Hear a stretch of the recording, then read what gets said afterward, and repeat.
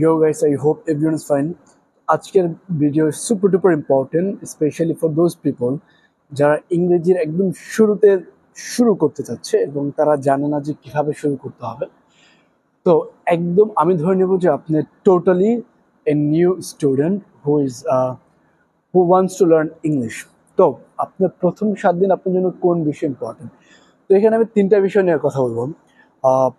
যারা একদম শুরুতে আমি আমি বলে নিচ্ছি, যারা ইন্টারমিডিয়েট লেভেল আছে, নট ফর দ্যাম। স্পেশালি যারা একদম বিগিনার্স তাদের জন্য এই বিষয়ে ভিডিওটা আরো বেশি গুরুত্বপূর্ণ।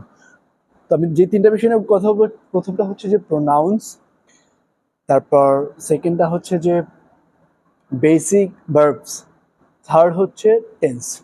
তো আপনাকে কোনো ভয় পাওয়ার দরকার নেই, আমি ব্রেকডাউন করে দেবো এই 3টা।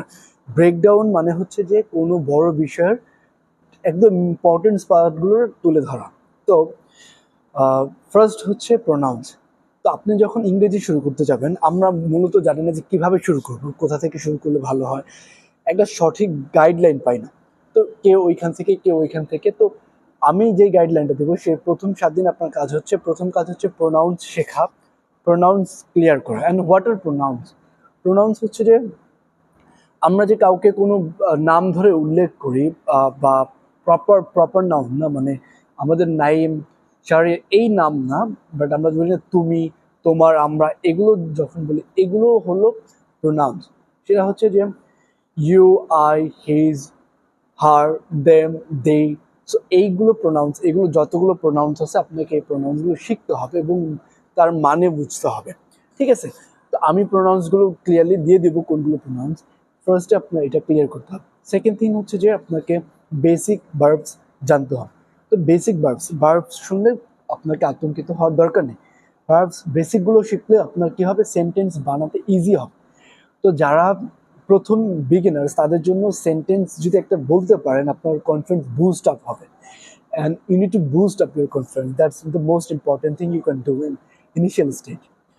তো বেসিক ভার্বস কোনগুলো, যেরকম আপনাকে নিজে ক্লিয়ার করার চেষ্টা করবেন যে আপনি কোন ওয়ার্ডগুলো বেশি বলেন বা শোনেন। যেরকম ওয়াক, হাঁটা, ওয়ার্ক, ডেট, ডু, স্লিপ, তারপর ব্রিং, ওয়েক। এইরকম যে বেসিক ভার্বস, এগুলো আপনার ক্লিয়ার করার চেষ্টা করবেন যত পারেন তত। থার্ড হচ্ছে tense. And when I talk about tense, most of the people will get afraid of. You don't need to get afraid of that because tense actually, এটা কি গুরুত্বপূর্ণ? হ্যাঁ, এটা গুরুত্বপূর্ণ ওই সেন্সে যে আপনি যদি এটা ধারাবাহিকভাবে এবং একটা ডিসিপ্লিন উইথ ইংলিশ শিখতে চান, এই সেই করে না। তো টেন্স আসলে আমি যদি বলি যে টেন্স হলো সবচেয়ে ইজি, আপনার হয়তো বিশ্বাস করতে পসিবল মনে হবে না যে tense easy. Yes, tense is easy. Tense আসলে এইভাবে দেখেন যে টেন্স হচ্ছে একটা ডিসিপ্লিনের, it's a discipline thing, you know. তো আপনার যদি টেন্স না থাকতো, হয়তো কোনো সেন্টেন্সের রুলস না থাকতো, স্ট্রাকচার না থাকতো, তাহলে সেন্টেন্স বা কোনো ভাষা কি থাকতো, আদৌ অস্তিত্ব থাকতো না। যেরকম আমি যদি বলি যে আমি খাচ্ছি, এটার মানে হচ্ছে যে আমি খাচ্ছি। বাট যদি টেন্স না থাকতো, আপনি যদি মনে করেন যে আমি এটার কোনো রুলস থাকে কেন, আমার ইচ্ছে মতন বলবো, তো আমি খাচ্ছি, এটার টেন্স না থাকলে 10 বছর পর একজন বলতো যে আমি খাই, আরেকজন বলতো আমি খাবো। তো আমি খাচ্ছি, এই এই সিচুয়েশনটা যদি বুঝাইতে ওই শব্দ ব্যবহার করা হয়, একটা সময় এটার কোনো মানে থাকবে না, যে আমি কোনটা দিয়ে কোনটা বোঝাচ্ছি এটা কেউ বুঝতে পারবে না। So in that sense tense is important. Tense একটা রুট হিসেবে কাজ করে। এবং টেন্স হলো একটা সেন্টেন্সকে যে 12টা সময় প্রকাশ করা যায়, এটাও আপনি হিসেবে দেখতে পারেন।